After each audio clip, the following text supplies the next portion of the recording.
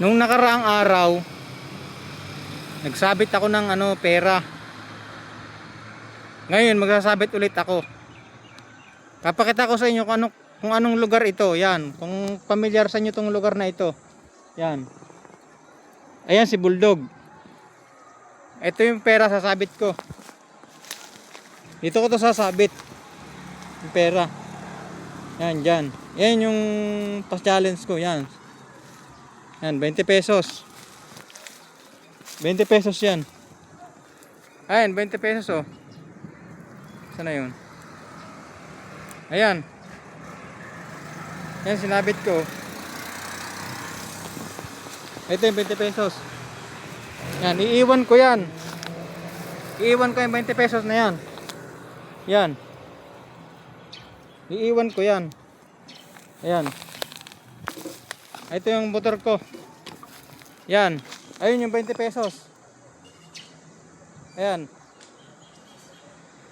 Ngayon, naalis na ako. Kung sino man makakakita nito, eh di sa inyo na lamang. Ayan.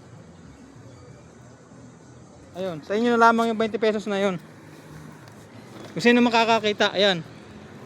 Ngayon, naalis na ako. Ayan, dala ko si Bulldog. Ayan. Dala ko si Bulldogan.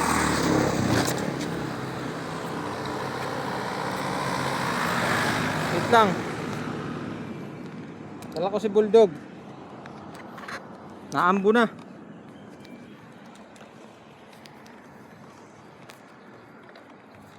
Saglit na ha.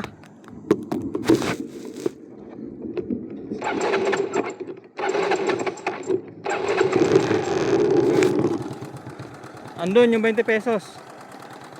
Yan. Ngayon, alis na ako. Yan. Nasa highway na ako. Yan, naiwan ko na yung 20 pesos. Bahala na kayo kung sino makakakita sa inyo dyan. Yan, dami pang tao. Yan. Yan, daming tao, mga nakatambay. Bahala na kung sino makakakita sa inyo ng 20 pesos. Oh. Yan, dito na ako.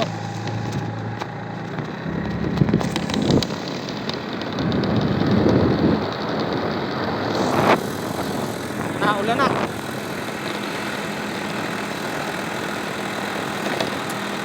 Ulan na. Ayun, ng 20 pesos, malayo na ako. Baka sabihin nyo, dinadaya ko pa kayo. Malayong malayo na talaga ako. Kaya lagi ako nag-iwan ng pera. Yan. Bahala na yung makakakita dyan. Yan. Lakas na ng ulan. Hindi ko nababalikan yun. Nasa highway na ako. Yan. Guys, nasa highway na ako ha.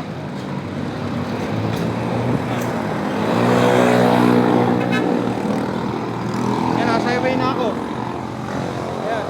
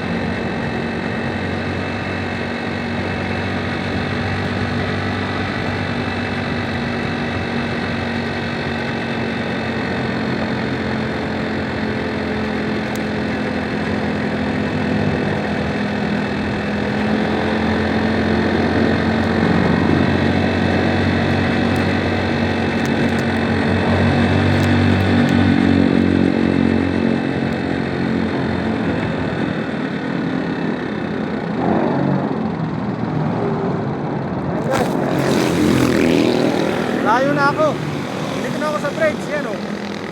Oh.